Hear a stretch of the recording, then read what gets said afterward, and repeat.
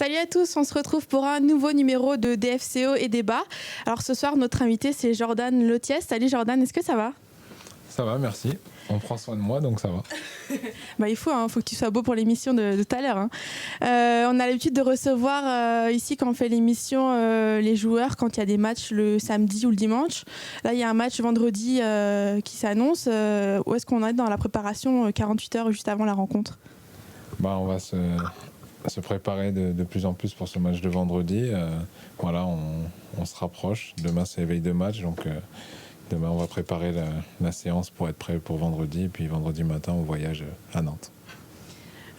Tu es au DFCO depuis janvier de l'année dernière, mais tu connaissais déjà le DFCO avant, puisque tu as évolué dans le club entre 2006 et 2009. Justement, quand c'était en Ligue 2 à l'époque, tu as évolué avec Sébastien Larcier, qui est aujourd'hui responsable du recrutement. Alors, tu l'as côtoyé en tant que joueur, maintenant en tant que recruteur, ça fait pas un peu bizarre ? C'est en partie grâce à lui si je suis revenu au DFCO. Donc c'était mon coéquipier à l'époque. Aujourd'hui, c'est devenu le directeur sportif du club. Mais on a gardé la même relation et ça fait plaisir de pouvoir compter sur un ancien coéquipier. Alors ton père t'a coaché, t'a entraîné à tes débuts. T'as un cousin qui joue en national, si je me trompe pas. Le foot, c'est un petit peu une histoire de famille ?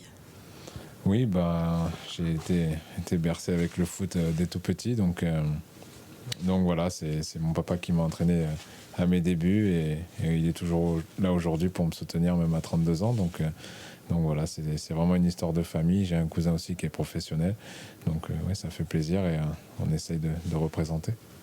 Donc tous dans le foot, quoi. La mission va commencer, je t'emmène, on va sur le plateau.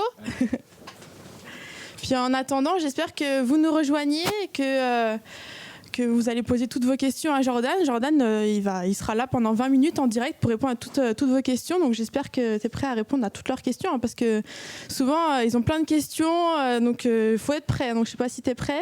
C'est vrai. Si, c'est bon, je suis prêt. T'as pas peur ? Non, ça va. Tu as joué en Espagne un petit peu. Est-ce que tu regardes encore un peu ce qui se fait en Espagne ?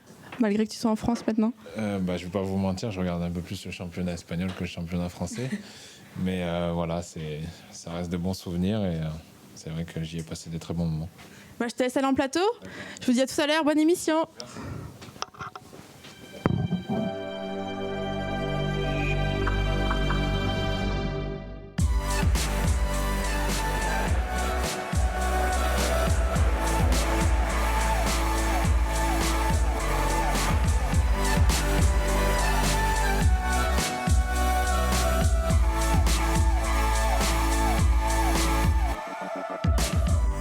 Bonsoir à tous, bienvenue dans votre rendez-vous du mercredi, votre rendez-vous foot, DFCO et débat. Vous en avez désormais l'habitude et l'actualité est chargée ce soir. On va évidemment revenir sur le très controversé Lyon-Dijon et aussi le prochain match Nantes-Dijon. Avec nous pour en parler, le défenseur du DFCO, Jordan Lotiès. Jordan, bonsoir. Bonsoir. À vos côtés, il était aussi au Parc OL, il sera aussi à Nantes. C'est le journaliste du bien public, Louis Queston. Bonsoir Louis. Bonsoir.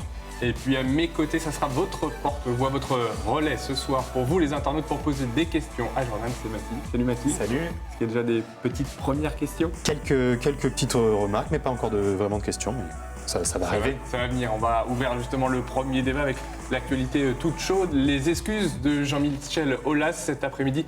Le président lyonnais est revenu sur ses déclarations d'après-match. Il s'est notamment excusé auprès de Florent Balmont. Sa remarque n'était pas pertinente. J'ai beaucoup de respect pour le club qui fait des choses formidables avec un budget limité. Jordan, c'était attendu dans le groupe, ces excuses de Jean-Michel Aulas ? Non, ça a été un peu une surprise. Voilà, on connaît l'homme, on connaît ses sorties médiatiques. Maintenant, de là à ce qu'il s'excuse, non, on s'y attendait pas et je pense que Flo a dû apprécier. C'est quelque chose qui est mal passé, ces déclarations à l'issue du match ? Mal passé, on va pas s'attarder sur des déclarations comme ça. Voilà, il avait envie de dire tout ça, il a dit ce qu'il avait à dire. Maintenant, je pense que d'attaquer sur l'homme, sur le personnage de Florent Balmont, je pense que c'est un peu déplacé maintenant. Voilà, l'important c'est qu'il se soit excusé. Oui, ça a beaucoup fait réagir ces déclarations de Jean-Michel Aulas. Il allait un petit peu trop loin, on connaît ce personnage médiatique. Ouais, mais après, Florent Balmont a une belle carapace. On a tous l'habitude des saillies de Jean-Michel Aulas. Florent Balmont a 37 ans. Ce genre de remarques, je pense, l'atteint très très peu. Après, il s'est excusé. Bon, je pense qu'il pense pas vraiment ce qu'il dit. Il apprécie pas forcément Dijon. Au match aller, il faut savoir qu'il était parti du stade sans dire au revoir à qui que ce soit, vexé d'avoir perdu. Et je crois que Dijon ne fait pas partie d'un club ami à ses yeux. Est-ce que ça peut perturber le groupe, tout ce de buzz qu'il y a eu autour de ces déclarations? Non, perturbé non, parce que voilà, ça reste des sorties médiatiques et nous l'important c'est le terrain. Donc voilà, ça regarde que M. Aulas et Florent s'ils ont des choses à se dire maintenant sur le match. Voilà, on sait tout ce qui s'est passé. On aurait tous aimé faire un peu mieux, avoir un meilleur résultat. Maintenant, ça c'est encore joué sur une décision arbitrale. C'est dommage, c'est comme ça, on a l'habitude.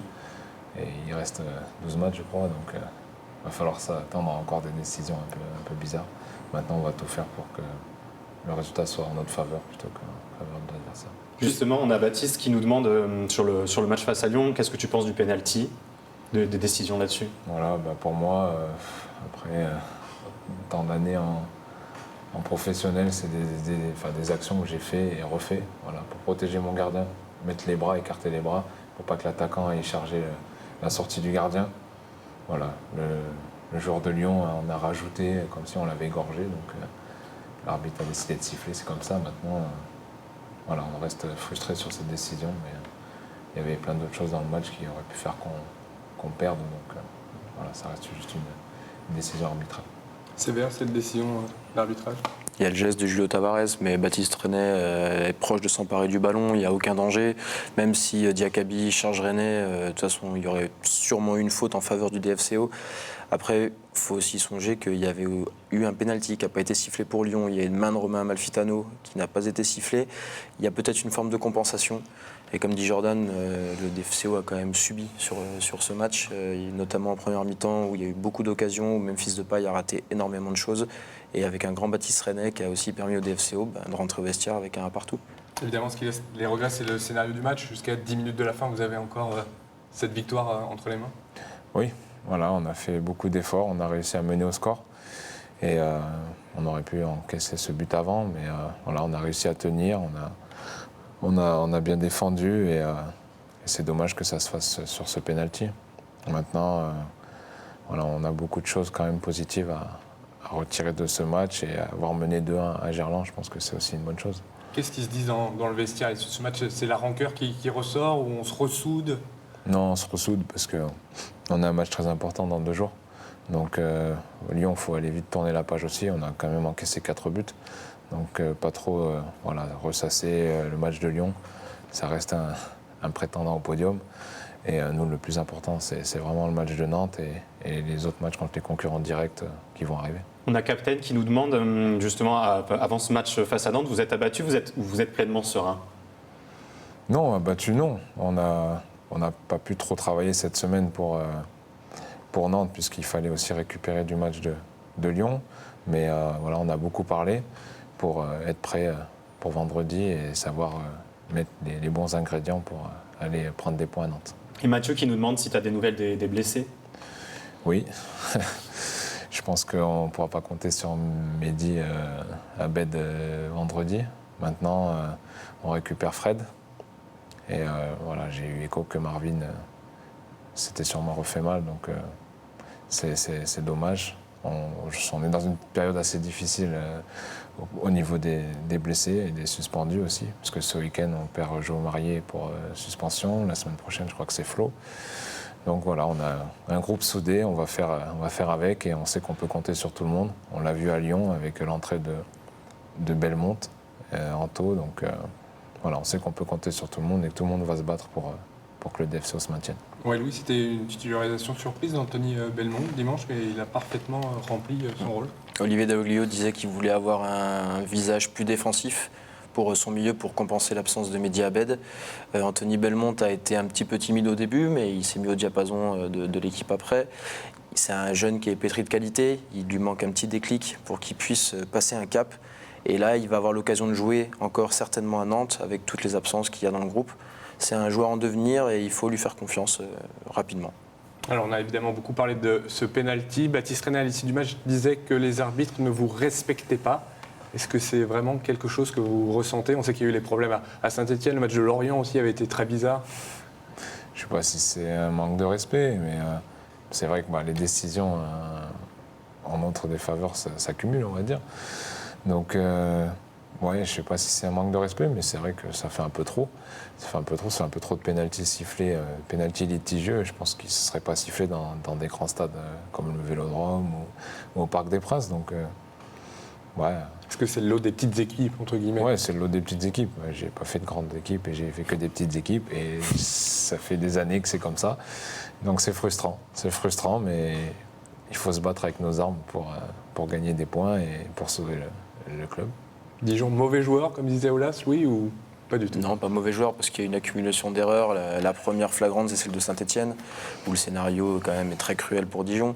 Il faut penser aussi au match de Nice, où Cédric Varro est expulsé après son accrochage avec Balotelli. Et Balotelli prononce les mêmes mots, Cédric Varro, et le capitaine est expulsé. Ils ne sont pas mauvais joueurs, je pense que c'est un trop-plein. Et le match de Lyon a démontré qu'ils en avaient vraiment marre de toutes ces décisions. Le match à Lorient aurait pu très mal tourner. Heureusement pour eux, il y a le but en toute fin de match de l'Esmelou. Mais s'ils avaient perdu ce match-là, je pense que ça aurait été un volcan dans le vestiaire après. Il y avait un but de Jordan aussi ce soir-là. Lorient, une équipe qui vous réussit bien cette saison, 2 buts à chaque fois. Je suis passé du bonheur presque au malheur, parce que ce penalty un peu bizarre qui m'a été sifflé dans la foulée. Bon, finalement, Bati a sauvé les meubles. Donc il n'y a pas eu de mal sur ce match-là. Mais je ne sais pas pourquoi le DFCO n'a pas le droit de râler quand les décisions ne sont pas bonnes, les décisions arbitrales ne sont pas bonnes, et qu'on entend tous les présidents arriver en conférence de presse et dire que ça ne va pas. Donc pourquoi nous, on serait mauvais joueurs et pas les autres? Donc je pense qu'on ne fait pas plus que les autres, pas moins. Maintenant, je pense qu'on n'est pas une équipe méchante. J'ai rarement vu le coach râler sur l'arbitre pendant le match, alors que j'ai passé du temps sur le banc et j'ai entendu des coachs adverses. Bref. Est-ce que vous faites plus attention du coup dans votre tête? Vous dites sur des interventions, est-ce que vous avez peur d'être justement sifflé un peu plus par les arbitres? Non, on n'y pense pas. On espère que l'arbitre va être juste. Il y a eu des arbitres très justes. Et après, il y a des décisions qui sont toujours en faveur des grosses équipes. C'est dommage. C'est dommage, mais apparemment, c'est le football d'aujourd'hui. Ce sera Tony Chaperon, l'arbitre, vendredi face à Dijon pour ce Dijon-Nantes. Mathilde, une petite remarque par rapport à cet arbitrage? Non, pas des remarques sur l'arbitrage. Des questions sur le maintien. Par exemple, le capitaine qui nous demande la victoire de Caen contre Nancy hier soir, ça change la donne ou pas pour vous en termes de maintien? Est-ce que c'est une bonne ou une mauvaise chose ce résultat? Non, c'est pas. On va pas regarder les autres. Il faut nous prendre nos points et atteindre le quota pour se maintenir. Voilà, c'est un match en retard. Si ça a été joué au jour où ça devait être joué et qu'il y avait eu ce résultat, on en serait au même point. Donc moi, perso, je n'ai même pas regardé ce match. J'ai regardé le résultat ce matin. Et Monaco-Manchester, faut dire en face. Ouais, voilà, c'est pas pareil. C'est pas pareil. Non, mais nous, on sait que Nancy, on va les recevoir. Donc si on les bat, on va les remettre à 3 points derrière. Quand ils ont pris 3 points, ils vont aller sûrement à l'extérieur ce week-end. Je ne sais pas où ils jouent. Ils n'étaient pas dans une bonne dynamique, mais il faut vraiment regarder que notre jeu à nous. Et si on regarde les résultats de chaque adversaire qui joue le maintien, on ne va pas s'en sortir. Donc il faut avancer, travailler et penser qu'à nous et à ce qu'on veut faire et où on veut aller. Alors justement, la transition est parfaite. On va regarder le classement de Ligue 1 qui a, on vous l'a dit, changé après le match en retard. On va déjà regarder la première partie du classement. Ça n'a pas changé ce week-end avec toujours le trio. Non, ça c'est le calendrier, mais c'est pas grave. On va remettre le classement avec toujours le trio Paris, Monaco d'abord, Paris et Nice en tête avec 3 points. Ils se tiennent en 3 points. Voilà, Monaco, Paris, Nice, 59, 56, 56. Et puis dans la deuxième partie, c'est là que ça a bougé hier soir avec la victoire de Caen qui a fait glisser Dijon à la 17e place à égalité 2 points avec Nancy. Pour l'instant, la différence de but sauve, entre guillemets, les Dijonnais. Est-ce que la situation se tend un peu plus, Louis, pour Dijon? Je pense que le maintien va se jouer à 40 points cette année, puisque c'est très serré. Dijon a l'avantage de recevoir encore Bastia, Nancy, Angers, d'avoir des équipes aussi à domicile qui sont probablement à leur portée, que ce soit Saint-Etienne ou Bordeaux. Le maintien va se gagner à la maison, et notamment sur les 3 matchs contre les concurrents directs. On va dire qu'il reste 4 matchs et demi à gagner pour se maintenir, et c'est tout à fait dans les cordes du DFCO, d'autant que Bastia et Lorient ont des gros calendriers derrière. Dijon aussi a un gros calendrier qui vient, en tout cas, avec donc Nantes qui arrive là, vendredi. Oui, on sait que Nantes a eu un regain de forme avec le changement d'entraîneur. Donc voilà, après, ça reste un match de foot. On va aller là-bas et on va mettre les tripes sur le terrain, comme on dit, et tout faire pour ramener des points de la Beaujoire. Je pense qu'ils ont un peu ressorti la tête de l'eau, mais ce n'est pas le Nantes qu'on connaît. Donc je pense que si on les met en difficulté et que le public est quand même assez hostile, peut se mettre à les siffler et on peut vite tourner le match en notre avantage. Donc voilà, ça reste un match très jouable pour nous et pourquoi pas la deuxième victoire extérieure. Non? Vous avez un peu plus de mal justement à l'extérieur qu'à domicile. Comment vous l'expliquez? C'est assez naturel pour un promu, on va dire? Non. Après, il y a eu plein de matchs où on aurait pu gagner et qu'à la fin du match, on s'est fait égaliser. Saint-Etienne, arbitre. Montpellier, but miracle. Je crois que Roussillon ne l'a jamais tiré du droit de sa carrière. Donc voilà. Bordeaux, ouais. Donc il y a eu des matchs où on aurait mérité de ramener 3 points de l'extérieur. Voilà, ça ne s'est pas fait. On a vu qu'on pouvait le faire à Lorient, dans un match très compliqué, très dur. Donc pourquoi pas à Nantes et pourquoi pas dans les semaines à venir avec les matchs. Nantes qui est un peu plus friable aussi à domicile, c'est peut-être une bonne opportunité malgré contre Sessao qui a changé le visage des Canaries. Oui, ils sortent quand même à domicile d'une grosse victoire contre Marseille. Ils sont allés chercher aussi un point à Metz en encaissant un pénalty très litigieux à la fin. Moi, ce qui m'inquiète un peu plus, c'est les absences. Côté Dijonnais, au milieu, il y a quand même Mediabet qui, pour moi, est le meilleur joueur de cette équipe qui manque. Avec Jordan Marié qui n'est pas là aussi. Et ça va peut-être peser quand même dans la balance pour ce match. Il y a justement des questions qui nous demandent qu'est-ce que tu penses des nouvelles recrues, notamment Oussama Dadi ou le Coréen Kwon. Oussama, voilà, il a montré que je pense qu'il avait le niveau pour être titulaire ici. Et Chang, on ne l'a pas trop vu encore. Il a fait une entrée, ça a été un peu compliqué. Je pense que rentrer à Lyon, c'était pas facile. Voilà, et il faut lui laisser aussi le temps de s'intégrer. Justement, c'est l'intégration. Comment vous communiquez avec lui? Bien, on arrive un peu à parler un peu en anglais, puis après avec toutes les applications qu'ils ont inventées, les traductions, les machins, maintenant voilà, on y arrive. Donc il s'intègre doucement, mais franchement moi personnellement aller jouer en Corée, je ne sais pas si j'y arriverai. Donc pour ça, franchement je trouve que voilà, je tire mon chapeau. Et voilà, on sait qu'il a un gros potentiel. Maintenant, il faut qu'il s'intègre, il faut qu'il apprenne le football européen aussi, parce que je pense que ça doit être différent de son pays. Et voilà, on sait qu'il a une très bonne patte gauche, donc hâte de voir quand il sera vraiment à son niveau. Et je pense qu'il peut nous apporter beaucoup. Alors, on l'a dit, il y a pas mal d'absents pour le match face à Nantes. Depuis quelques matchs, Olivier Dalleglio préfère aussi un système en 5-3-2 avec 5 défenseurs. Est-ce que c'est le bon système pour vous rassurer, entre guillemets, défensivement? Je sais pas, ça faudra lui demander. C'est un système dans lequel vous vous sentez mieux, vous, avec 5 défenseurs? On va dire qu'on devrait être beaucoup plus solide. Maintenant, je trouve qu'à Lyon, on ne l'a pas été du tout. Voilà, on a revu la vidéo, il y a eu pas mal une grosse faillite défensive, je dirais, parce qu'on a été en supériorité numérique et à 2 contre 5, ils ont réussi à passer. Enfin, voilà. Je pense qu'il y a le système, mais il y a aussi l'investissement. Donc, qu'on joue à 4, qu'on joue à 5, si toute l'équipe tire l'équipe vers le haut, je vais dire, ça va marcher. Donc voilà, après, c'est le coach qui met le système en place et à nous de tout faire sur le terrain pour que ce système prenne, quoi. Oui, c'est le système privilégié en ce moment? Ça peut changer en fonction aussi des absences, de la volonté aussi de mettre plus de monde au milieu de terrain. Olivier Dalleglio peut aussi mettre Julio Tavares sur un côté pour pouvoir bloquer les montées des latéraux adverses. Il veut jouer avec 3 systèmes, le 5-3-2, le 4-2-3-1, le 4-4-2. Il veut que ses joueurs soient capables de jouer dans tous ces systèmes-là et il a alterné à chaque fois depuis le début de saison. On a une question de Karl qui nous dit si le maintien se joue avec les matchs à domicile notamment, est-ce que l'ouverture de la nouvelle tribune, ça peut être un atout? Est-ce que toi tu sens un changement d'ambiance dans le stade? Oui, c'est un atout. On se sent encore plus soutenu puisqu'il y a 3 ou 4 000 personnes de plus déjà donc, avec l'ouverture du bas.